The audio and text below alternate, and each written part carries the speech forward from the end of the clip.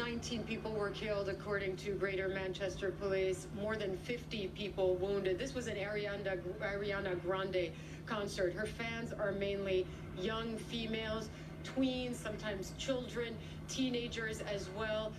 You can imagine that if this is a terrorist attack, as police suspect that it probably is, that this was intended to target that particular demographic. And the scramble now for law enforcement officials is to try to find out who is responsible and whether or not the individual, possibly a male suicide bomber, according to law enforcement officials who've spoken to CNN over the last several hours, if that person acted alone. Nina Dos Santos is in London, and she has more on the emergency response. Also, Nina, I should say, at the highest levels of the UK government this morning. That's right. Well, we've got the cabinet meeting.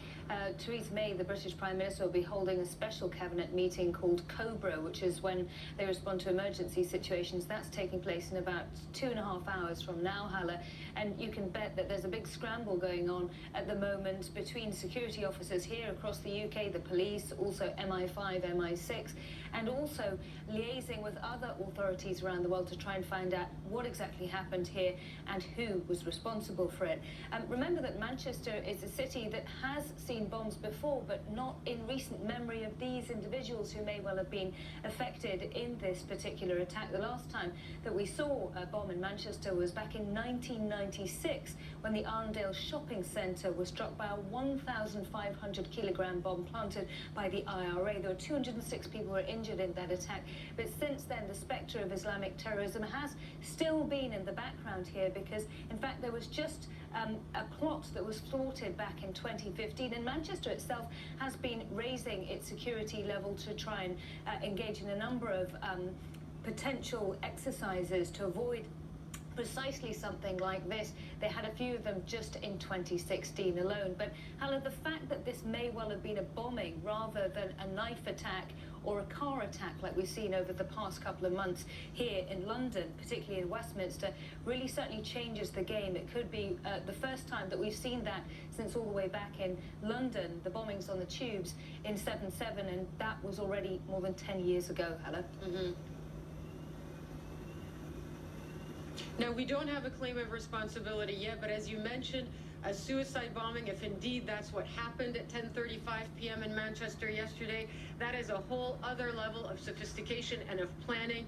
You need to make the bomb. You need to send the person out to detonate the bomb. This is not a car ramming or a knife attack. And at this point, I'm sure officials and law enforcement and counterterrorism agencies as well in this country are scrambling to try to find out as quickly as they can who the individual is and whether or not he was helped or assisted by a wider network, Nina.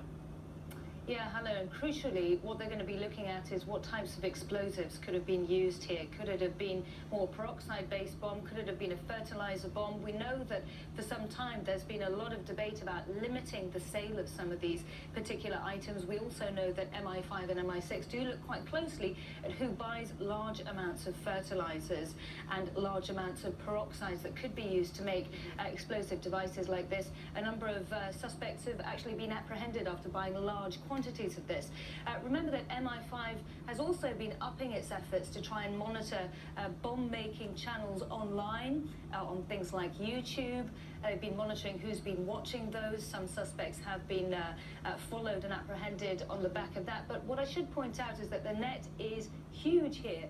We know that since Khalid Massoud was brought down after the Westminster Bridge terror attack, that he was actually on the list of people that MI6 had looked into the past. He was a peripheral figure, it was said at the time, but then we found out that there were 3,000 individuals that MI5 was closely monitoring, and that gives you an idea of the scale of what authorities are trying to face here to try and deal with the effects of a number of people coming back from Syria, perhaps armed with bomb-making skills, individuals that they may or may not know.